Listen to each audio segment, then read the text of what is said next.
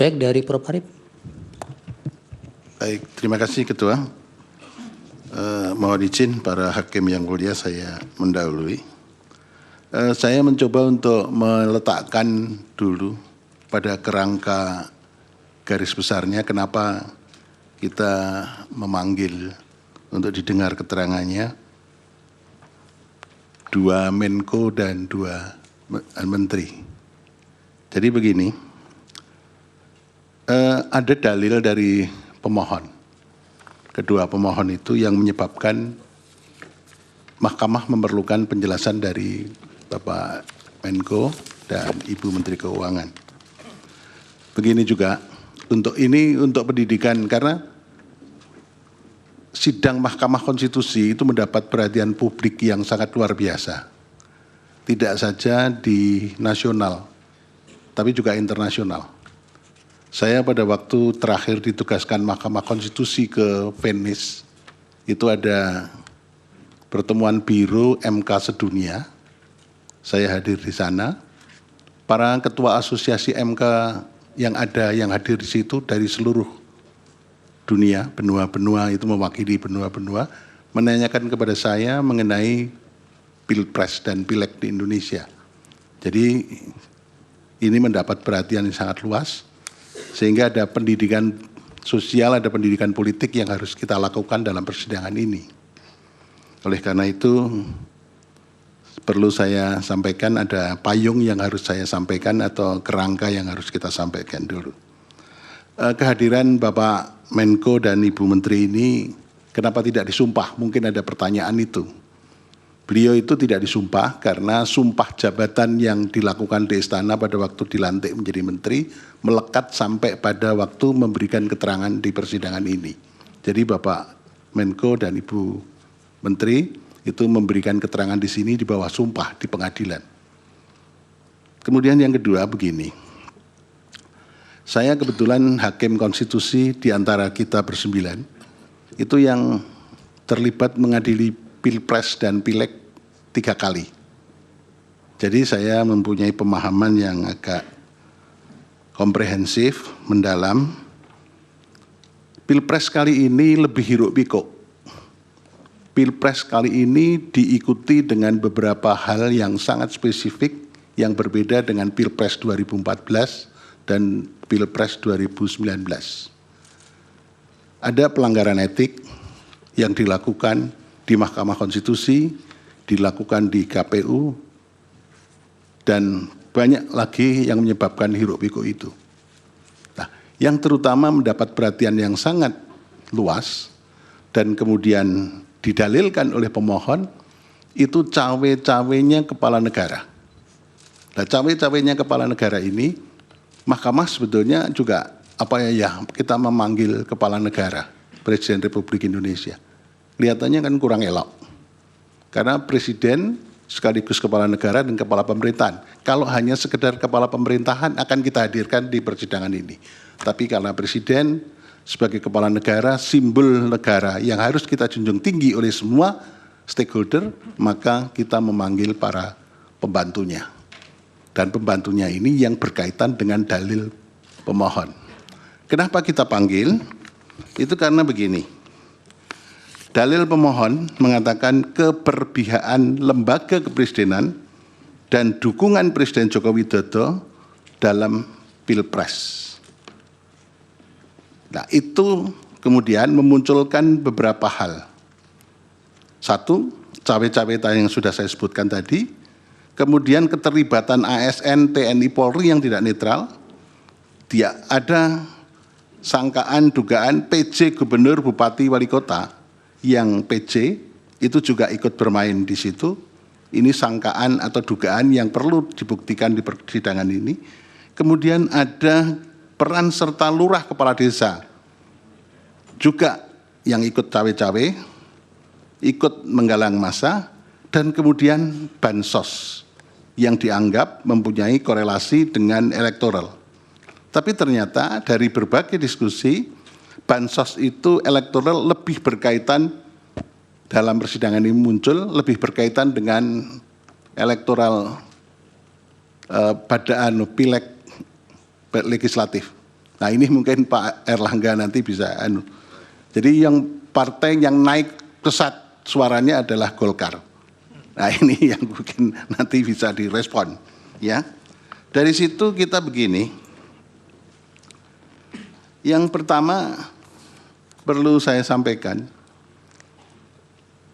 kita itu untuk menjadi pelajaran kita bersama, saya tidak menggurui Bapak Menko, Ibu Menteri Keuangan dan semua pihak, saya tidak punya pretensi menggurui. Saya akan mengatakan begini. Teori yang saya kembangkan, negara Indonesia itu adalah negara yang religious welfare state. Sementara orang Indonesia baru mengatakan Indonesia negara welfare state. Tapi kalau saya mengatakan Indonesia adalah negara religious welfare state. Artinya kesejahteraan tidak hanya yang lahir maupun yang lahir tapi mau batin juga.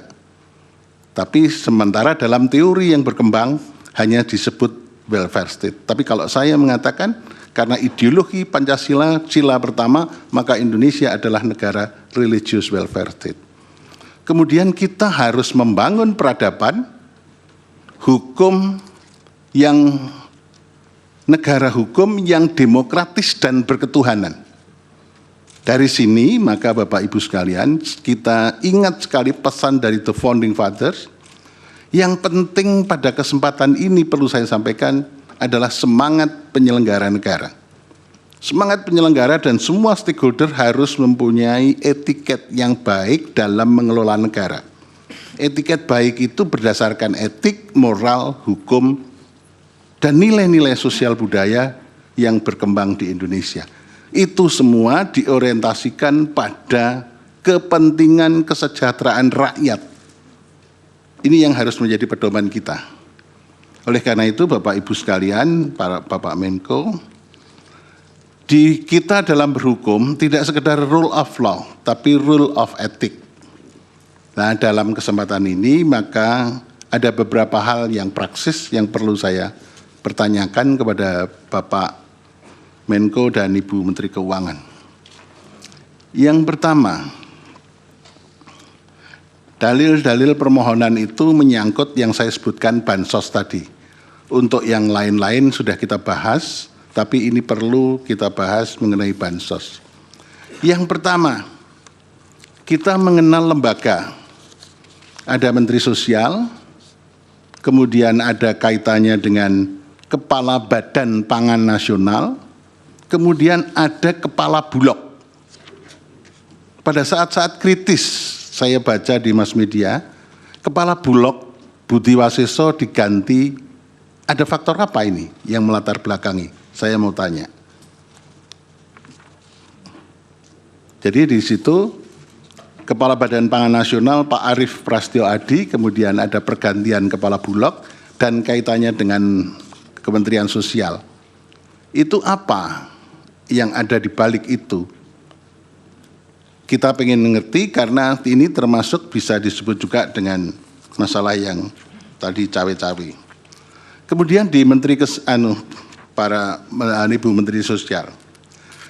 Presiden pada waktu bagi-bagi bantuan sosial di depan istana. Presiden pada waktu keliling kemarin dipertanyakan oleh teman-teman dari pemohon 2. Presiden keliling ke berbagai daerah melakukan kunjungan-kunjungan daerah pas kebetulan itu di waktu kampanye. Sehingga menimbulkan sakwa sangka dan saling curiga, saling fitnah di antara kita anak bangsa. Nah itu menggunakan bansos apa, di mana, dari mana itu. Kemudian yang ketiga, saya membaca keterangannya Bapak Menko PMK. Di sini ada kata-kata begini, pelaksanaan tugas PMK dimaksudkan untuk memberikan dukungan pelaksanaan inisiatif dan pengendalian kebijakan berdasarkan agenda pembangunan nasional dan penugasan Presiden. Apa sih yang dimaksud dengan penugasan Presiden? Apakah penugasan-penugasan tertentu karena Presiden juga cawe-cawe itu? Karena kalau saya membaca sebetulnya agenda pembangunan nasional itu sudah termasuk Presiden itu akan menugaskan apa ya ada di situ. Tapi kok ada frasa yang khusus penugasan presiden. Lah apakah di lain-lain tempat, apakah di Bapak Menko Ekonomi, Bu Menteri Keuangan atau Menteri Sosial, ada agenda pembangunan nasional dan penugasan presiden? Ini kan seolah-olah ada frasa khusus. Presiden punya misi tertentu, visi tertentu untuk melaksanakan apa ini biasanya dilakukan. Itu.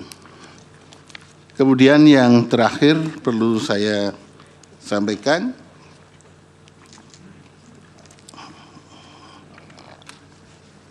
iya, ini catatan saya belum ketemu, nanti saya mungkin bisa sampaikan. Terima kasih. Terima kasih, kembalikan Pak Ketua. Mohon maaf Bapak Menko dan Bu Menteri Keuangan. Baik, mungkin dikumpul dulu ya Bapak-bapak dan Ibu. Dilanjut Yang Mulia Prof. ini, dipersilakan. Baik, terima kasih kepada Pak Ketua. Terima kasih juga kepada Bapak-bapak Menko dan Ibu-ibu Menteri, karena ada 2 Bapak Menko dan 2 Ibu Menteri. Begini, saya kira ketika ada permohonan terkait dengan PHPU Pilpres ini, memang salah satu isu yang menonjol dalam dalil tersebut adalah soal bantuan sosial atau bansos. Berkenaan dengan hal ini saya memang mencoba mencari tahu. Ternyata peraturan-peraturan terkait dengan hal itu memang luar biasa ya Pak Menko ya. Artinya saya mencoba melihat dia ada pertama di Undang-Undang APBN, Undang-Undang Kesejahteraan Sosial, Undang-Undang Pekerja Sosial, SJKN, dan berbagai macam peraturan-peraturan teknisnya di situ. Kalau saya lihat di dalam Undang-Undang APBN, Undang-Undang 19/2023, itu memang ada salah satu pos yaitu belanja pemerintah pusat menurut fungsinya.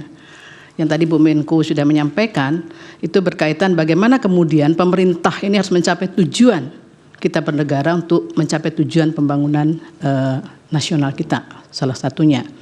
Nah di situ saya mencoba mencari kemudian dari lebih detail lagi, yaitu di dalam penjelasan pasal 8 ayat 2 huruf A, Undang-Undang APBN itu ketika bicara belanja pemerintah pusat menurut fungsinya, itu baru ketemu ada fungsi perlindungan sosial di situ. Ya Bu Menko ya, fungsi perlindungan sosial yang kemudian muncullah bantuan sosial. Itu nyelempit ibaratnya di penjelasan itu bantuan sosial itu. Yang salah satunya dinyatakan adalah untuk melindungi terjadinya risiko sosial. Nah, berkaitan dengan hal ini saya ada beberapa pertanyaan ini kepada Pak Menko maupun nanti kepada Ibu Menteri. Seberapa besar sebetulnya risiko sosial yang terjadi di 2023, kemudian yang diperkirakan akan terjadi di 2024, sehingga kemudian saya lihat di sini memang ada kenaikan perlinsosnya itu sekitar 50 triliun ya Bu ya. Nah kemudian di situ yang menjadi persoalan adalah apakah memang di awal-awal tahun, di awal tahun itu adalah dimulai dari Januari, Februari, ya, di mana tahun-tahun itu disebut dengan tahun-tahun atau saat-saat politik seperti itu memang kemudian anggaran itu sudah bisa dicairkan. Apakah itu menggunakan anggaran di luar itu? Apakah memang itu real anggaran 2024 yang sudah bisa dicairkan untuk perlinsos? Itu mohon nanti bisa dijelaskan di awal tahun itu. Apakah pada saat di awal tahun itu juga itu bisa kemudian dilakukan automatic adjustment yang tadi didasarkan pada pasal 28 ayat 1 huruf E itu sudah dilakukan. Ini karena kalau bicara dalil pemohon ada yang mengatakan itu ada automatic adjustment. Benar nggak sih itu? Kami mohon nanti Ibu bisa menyampaikan atau Pak Menko bisa menjelaskan benar nggak ada automatic adjustment berkaitan dengan hal tersebut ya. Kemudian yang berikutnya, ini ada info yang berkembang juga yang perlu kemudian mendapatkan tanggapan dari Pak Menko dan Ibu Menteri. Apakah benar bahwa ada penahanan anggaran dari kementerian lembaga untuk realisasi bantuan sosial di awal tahun itu? Itu mohon nanti bisa ditambahkan penjelasannya. Selanjutnya adalah kalau saya baca, ini kembali ke Bu Risma kalau yang satu ini. Di dalam Undang-Undang 11 2009 itu soal kesejahteraan sosial, itu sebetulnya nggak mudah ternyata untuk bisa merealisasikan orang yang mendapatkan bantuan, itu nggak mudah ternyata. Saya lihat ada SK Menteri Sosial di sini, artinya ada data terpadu penanganan fakir miskin, ya DTPFK dan data orang tidak mampu atau OTM. Dan itu harus diverifikasi dan divalidasi. Dan seolah-olah ada peng-SK-annya terhadap mereka itu. Nah, pertanyaan saya adalah terkait dengan yang didalilkan pemohon, ya, itu menyampaikan bahwa begitu banyak bansos yang digelontorkan itu, apakah mereka itu termasuk yang dalam data DTPFK atau data OTM di situ, atau memang sebetulnya Pak Menko ada data yang lain yang kemudian itu bisa tervalidasi siapa yang menerima terkait dengan hal ini. Nah, ini mohon nanti dapat ditambahkan. Kemudian berkenaan tadi ada beberapa bansos juga, karena begitu banyak undang-undang itu, ya bisa jadi begitu banyak juga bansos yang keluar dengan menggunakan terminologi perlinsos itu. Nah, itu apakah itu juga di bawah koordinasinya Ibu Mensos seperti itu, ya? Itu saya mohon ada tambahan soal itu, termasuk juga soal skema perlindungan sosial, ya, dan bantuan sosial bagi pekerja sosial. Di situ juga ada bansos sebetulnya. Ya, jadi ada banyak pos bansos, salah satunya di Undang-Undang 14 2019 tentang pekerja sosial. Itu bagaimana kemudian skema bansos yang ada di situ, apakah ini juga merupakan wilayah yang berada di kewenangannya Ibu Mensos, ya. Berikutnya saya khusus kepada Pak Menko Perekonomian, Pak Erlangga. Nah, ini kalau kemudian dilihat dari data termasuk hal yang didalilkan di sini, ya, bahwa ada kenaikan harga beras, ya, kisaran pada bulan Januari Februari 2024, ya, sehingga muncul kemudian ada yang menyampaikan ini benar atau tidaknya mohon nanti diklarifikasi. Ini karena ada penggunaan cadangan beras pemerintah atau CBP untuk bansos sehingga menyebabkan stok beras nasional itu menjadi berkurang. Apakah memang ada isu seperti itu? Itu mohon dapat nanti diberikan penjelasan. Dan saya menegaskan kembali tadi yang disampaikan oleh Ketua, bagaimana sebetulnya pola koordinasinya melihat berbagai macam undang-undang termasuk peraturan teknisnya itu yang begitu banyak dan begitu rupa, itu bisa terkoordinasi sehingga sasarannya menjadi tepat gitu loh, sesuai dengan tujuan dari pasal 34 untuk penanganan fakir miskin dan anak terlantar. Saya mohon itu saja penjelasan dari Pak Menko maupun Ibu-Ibu Menteri. Terima kasih. Yang mulia Pak Arsul, silakan. Terima kasih Yang mulia Pak Ketua. Terima kasih kepada Pak Menko PMK, Pak Menko Perekonomian, Ibu Menteri Keuangan dan Ibu Menteri Sosial atas paparannya tadi. Saya ingin melakukan beberapa pendalaman untuk keperluan yang tadi telah disampaikan oleh Yang Mulia Prof. Arief Hidayat, karena memang Mahkamah harus menjawab apa yang didalilkan oleh para pemohon PHPU nomor 1 dari paslon 01 dan pemohon PHPU nomor 2 dari paslon 03. Karena itu ada sejumlah hal yang memang perlu didalami untuk menjadi pengayaan bagi Mahkamah di dalam nanti menyiapkan pertimbangan hukum yang akan menjadi dasar dari putusan Mahkamah. Yang pertama saya mohon perkenan pada Pak Menko, Pak Muhadjir. Ini saya agak agak grogi ini kalau ngadepi Pak Muhadjir ini, karena tenang menghanyutkan. Saya ingin memulai dari kerangka hukum tentang bansos ini, dari kerangka peraturan teknis. Ada peraturan Menteri Keuangan nomor 254 tahun 2015 tentang belanja bantuan sosial pada kementerian negara dan lembaga, yang kemudian diubah dengan PMK nomor 228 tahun 2016. Ya.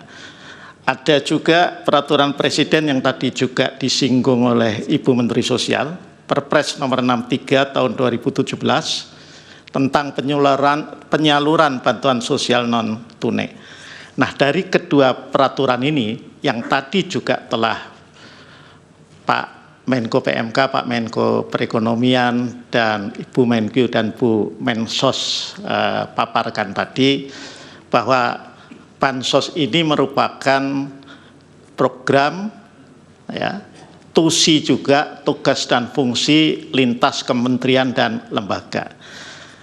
Nah, saya mohon penjelasan mungkin dari Pak Menko PMK atau Pak Menko Perekonomian, ya, itu agar kementerian dan lembaga mana saja yang melaksanakan program atau TUSI, tugas fungsi dari baik Perlinsos atau utamanya adalah bansos. Itu.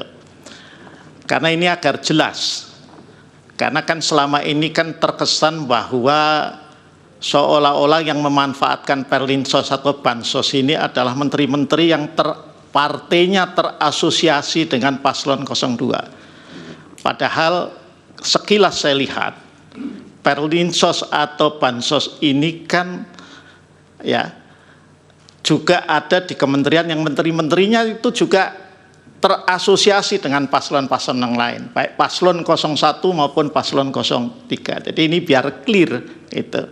Termasuk yang tadi disinggung oleh Bu Menteri Keuangan, ada juga program perlindungan sosial yang berupa BLT dana desa yang anggarannya diambil dari bagian TKD, ya, transfer ke daerah. Nah itu.